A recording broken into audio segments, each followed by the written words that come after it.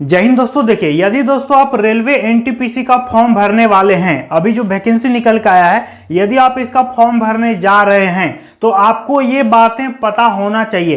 क्योंकि दोस्तों फॉर्म भरते समय यदि कुछ होशियारी आप यदि नहीं कीजिएगा तो आपको सिलेक्शन लेने में बहुत दिक्कत होगा। हम आपको जो जो बात बताएंगे दोस्तों, फॉर्म भरते समय आपको इन बातों का एकदम ध्यान रखना है, ठीक है, और इन बातों को फॉलो करते हुए आपको फॉर्म भरना है। सबसे पहले देखिए, हम दोनों पोस्ट के लिए बताएंगे, इंटर वाले विद्यार्थी के लिए भी बताएंगे, ग्रेजुएशन वाले विद्यार्थी के लिए भी बताएंगे। साथ ही साथ पहले कौन कौन सा आपको पोस्ट डालना है ये भी बताएंगे, और एक काम आपको सबको कर लेना है। ये आखिर कौन सा काम है ये भी आपको हम एकदम बढ़िया समझाएंगे। साथ ही साथ बैंक खाता के बारे में आपको जानकारी देंगे, और एक तैयारी में 2 सफलता आपको यहां पर लेना है, कैसे लेना है A to Z आपको समझाएंगे।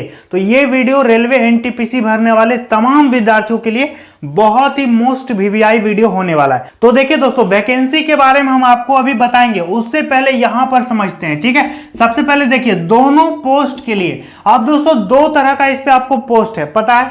एक है दोस्तों अंडर ग्रेजुएट और दूसरा है ग्रेजुएट लेवल। एनटीपीसी का 2 तरह का वैकेंसी निकल के आया है। एक है अंडर ग्रेजुएट जिसको बोलते हैं इंटर लेवल, और एक होता है ग्रेजुएट लेवल, ठीक है। तो आपको क्या करना है कि दोनों के लिए फॉर्म भरना है। दोनों वैकेंसी अलग अलग है, दोनों का फॉर्म अलग अलग है, दोनों का एग्जाम अलग होगा। इस वैकेंसी को इससे कोई मतलब नहीं है। आपको दोनों वैकेंसी का फॉर्म भरना है, दोनों का अलग अलग आपको पेमेंट करना होगा, ठीक है। अब रहा सवाल दोस्तों कि यदि आप 12th पास हैं तो आप क्या कीजिएगा। यदि आप पार्ट 1 में है, पार्ट 2 में है, पार्ट 3 में है, आपका ग्रेजुएशन अभी नहीं पूरा हुआ है, तो आप उस सिचुएशन में क्या करेंगे। देखिए दोस्तों, अब हम आपको रेलवे एनटीपीसी की सबसे बेहतरीन तैयारी के लिए सबसे बढ़िया बुक बताते हैं, जो कि आती है किरण इंस्टीट्यूट की तरफ से। ये दोस्तों आपका CBT 1 के लिए वॉल्यूम 1 है, जो कि काफी बेस्ट बुक है। इस पे आपको टोटल 60 सेट देखने को मिलेगा विद डिटेल एक्सप्लेनेशन के साथ। दोस्तों 2021 का जितना भी TCS का प्रीवियस ईयर का क्वेश्चन है, सारा का इस पे विद डिटेल एक्सप्लेनेशन क्वेश्चन का आंसर भी दिया है। ये सॉल्व पेपर है। साथ ही साथ दोस्तों इसका वॉल्यूम 2 भी आता है, जैसा कि आप देख सकते हैं। इस पे 61 से लेकर के 129 आपको सेट मिल जाएगा। 2021 का सारा सॉल्व पेपर दोस्तों इस पे आंसर के साथ दिया हुआ है विद डिटेल एक्सप्लेनेशन के साथ। साथ ही साथ दोस्तों एनटीपीसी की तैयारी के लिए आप रेलवे ऑल एग्जाम सामान्य जानकारी सामान्य विज्ञान की बुक ले सकते हैं, जो कि किरण इंस्टीट्यूट की एक बेहतरीन बुक है, जिसपे आपको 3790 प्लस आपको सॉल्व पेपर मिल जाएगा। 1996 से लेकर के अभी तक का दोस्तों सारा क्वेश्चन है, डिटेल एक्सप्लेनेशन और उत्तर के साथ इस पे दिया है। साथ ही साथ दोस्तों किरण इंस्टीट्यूट की रीजनिंग की बेहतरीन बुक आती है, आप इसको ले सकते हैं, जिसपे 8700 से ज्यादा ऊपर आपको ऑब्जेक्टिव क्वेश्चन का कलेक्शन मिलेगा 1996 से लेकर के अभी तक का। साथ ही साथ दोस्तों मैथमेटिक्स की भी किरण इंस्टीट्यूट की एक बढ़िया किताब आती है, जिसपे आपको 10,000 से ज्यादा क्वेश्चन दिया गया है 1996 से लेकर के अभी तक का। तो दोस्तों इन सारे बुक्स का लिंक आपको मैंने डिस्क्रिप्शन बॉक्स में दे दिया है, आप इसको ऑनलाइन परचेस कर सकते हैं, या फिर दोस्तों नजदीकी मार्केट से भी आप इसको ले सकते हैं।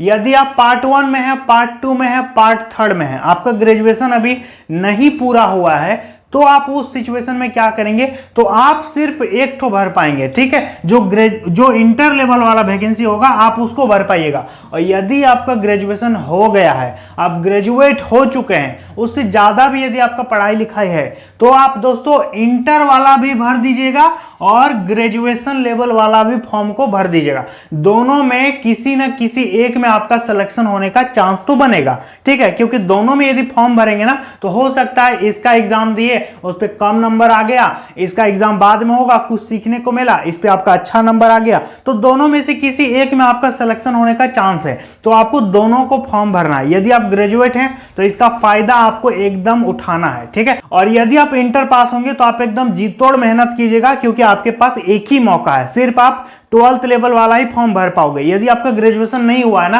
तो सिर्फ आप एक ही तो फॉर्म भरोगे, तो आपको मेहनत ज्यादा करना होगा, क्योंकि आपके पास सिर्फ एक ही ऑप्शन है, ठीक है। तो दोनों पोस्ट के लिए आपको फॉर्म भरना है। अब बात करेंगे दोस्तों 12th वाले छात्र और ग्रेजुएशन वाले छात्र।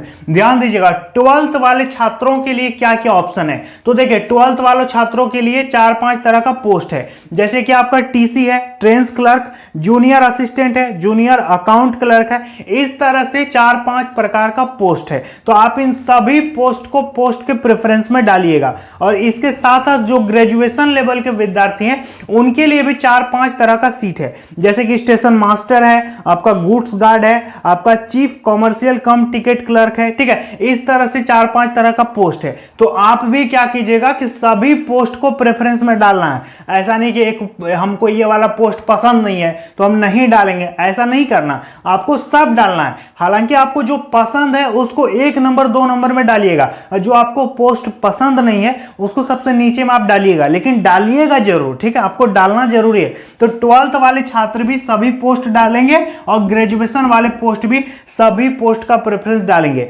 अब बात करेंगे कि पहले कैसा पोस्ट को भरें। तो देखिए दोस्तों, इस पे जो पोस्ट है ना, जैसे कि इंटर लेवल वाला में भी और ग्रेजुएशन लेवल वाला में भी टाइपिंग वाला भी पोस्ट है दोस्तों, जिस पे टाइपिंग भी करवाएगा, और बिना टाइपिंग वाला भी पोस्ट है, ठीक है। तो देखिए आपको क्या करना है, आपको यदि टाइपिंग आता है या फिर नहीं आता है, ठीक है, टाइपिंग का झंझट में तो कोई पढ़ना नहीं चाहता है, लेकिन प्रोसेस में है तो आपको देना पड़ेगा। तो आप सबसे पहले उस पोस्ट को भरिएगा जिस पे आपका टाइपिंग नहीं है, ठीक है। पहले उस पोस्ट को डाल देना जिस पे आपका टाइपिंग नहीं है, लेकिन उस पे 12th लेवल में सीट भी कम है, तो यहां भी आपको थोड़ा सा दिमाग लगाना होगा, ठीक है। लेकिन ग्रेजुएशन लेवल वाला जो वैकेंसी है ना, उस पे बहुत सारा पोस्ट बढ़िया बढ़िया है जिस पे टाइपिंग नहीं है। तो आप क्या कीजिएगा कि बिना टाइपिंग वाला जितना भी पोस्ट रहेगा ना, तो उसको सबसे ऊपर में डालने का कोशिश कीजिएगा। उसमें क्या होगा कि आपका 1 ठो एग्जाम होगा, फिर 1 ठो एग्जाम होगा, 2 ठो एग्जाम होगा, कागज पत्तर चेक करके आपको नौकरी दे देगा।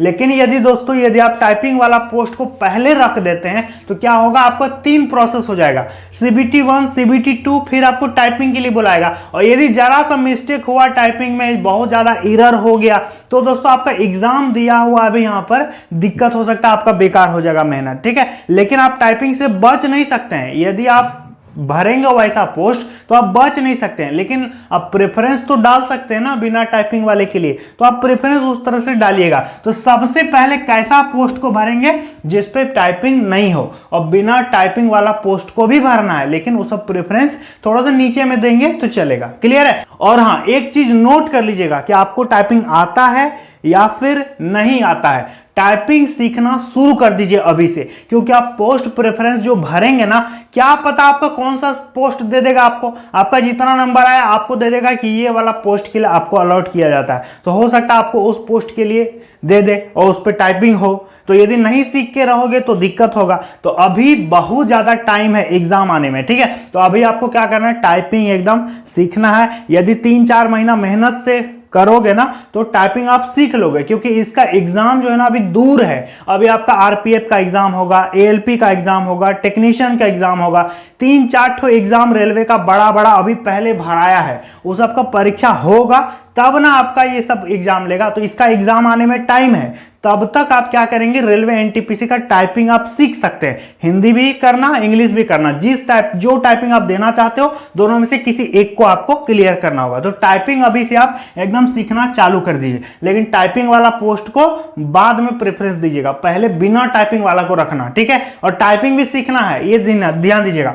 अब एक काम सबको करना है। अब ये सबको कौन सा काम करना है, ध्यान से सुनिए दोस्तों। रेलवे का यदि आप कोई भी फॉर्म भरेंगे ना, तो आपको आधार वेरिफिकेशन डिजी लॉकर के माध्यम से करना है, ठीक है। ये काम एकदम याद करके कर लीजिएगा। अदर डॉक्यूमेंट से फॉर्म नहीं भराएगा, ठीक है। आधार कार्ड को एकदम कंपलसरी कर दिया है, तो आधार कार्ड से आप अपना आधार वेरिफिकेशन जो है रेलवे का ऑफिशियल वेबसाइट में हो जाएगा। जब आप फॉर्म भरेंगे तो सबसे पहले वही करना होगा, ठीक है। तो वो वाला काम जो है एकदम याद करके कर लीजिएगा, और वो जो है ना सिर्फ एक बार आपको करना होगा। यदि आप अभी डिजी लॉकर से अपना आधार वेरिफिकेशन करवा लेते हैं तो अब भविष्य में जैसे कि रेलवे ग्रुप डी का वैकेंसी आने वाला, तो उस समय आपको कुछ करना नहीं होगा। एक बार रजिस्ट्रेशन हो गया तो फिर आपका वही काम आएगा, समझ में आ गया। तो आपको आधार वेरिफिकेशन याद करके करवा लेना है। अब बात करेंगे कि बैंक खाता का जानकारी। देखिए अब ये बैंक खाता का जानकारी क्या है, ध्यान से समझिए। जब आप फॉर्म भरिएगा ना तो आपको फी पेमेंट करना होगा, कितना, 500 रुपए फी पेमेंट करना होगा, ठीक है। और महिलाओं और SC ST को 250 रुपए फी पेमेंट करना होगा। लेकिन दोस्तों रेलवे का ये रूल है, रेलवे का ये नियम है कि यदि आप एग्जाम में बैठते हैं, आप यदि एग्जाम दे देते हैं, ठीक है, आपका अटेंडेंस बन जाता है, तो आपका रेलवे बाद में 400 रुपया वापस करती है, ठीक है, कैशबैक देती है, 400 रुपया वापस मिल जाता है खाता में। लेकिन दोस्तों किसको मिलेगा? जब आप फॉर्म भरते समय अपना अकाउंट नंबर वहां पर डलवा दीजिएगा तब, ठीक है। तो जब आप फॉर्म भरने जाइएगा किसी कैफे में या खुद से भरोगे तो वहां पर IFSC कोड पूछेगा, एज आपका अकाउंट नंबर पूछेगा, ठीक है। तो आप क्या कीजिएगा कि अपना वाला डालिएगा, अकाउंट नंबर और IFSC कोड, ठीक है।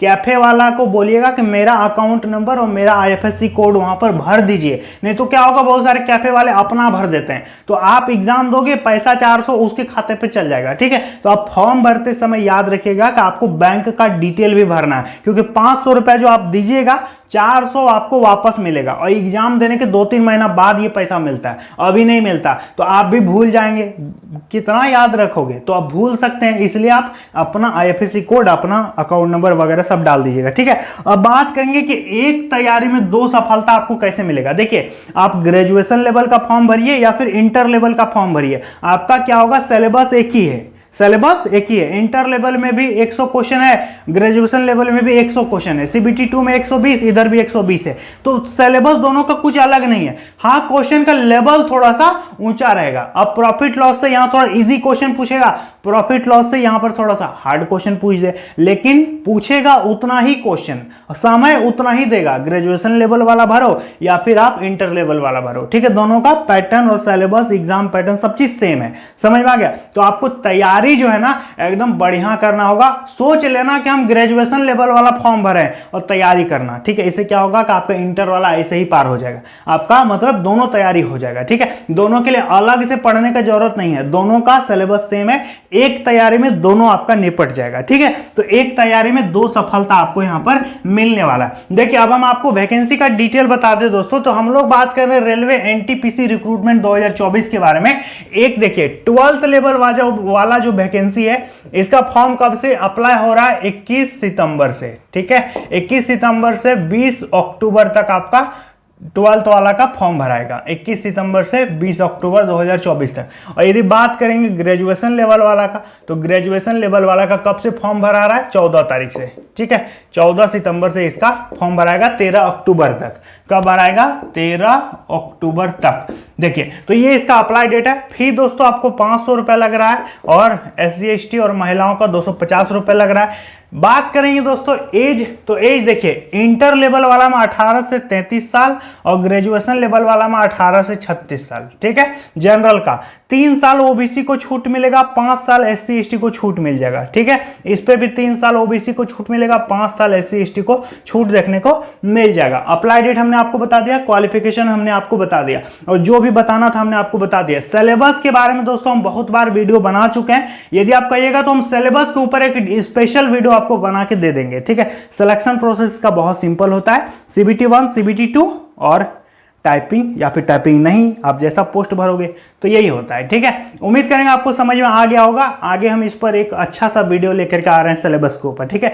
किसी भी प्रकार का कोई जानकारी चाहिए तो आप कमेंट बॉक्स में बताइए, उस पर हम वीडियो बना देंगे। चलिए दोस्तों, मिलता है अगली वीडियो में। जय हिंद।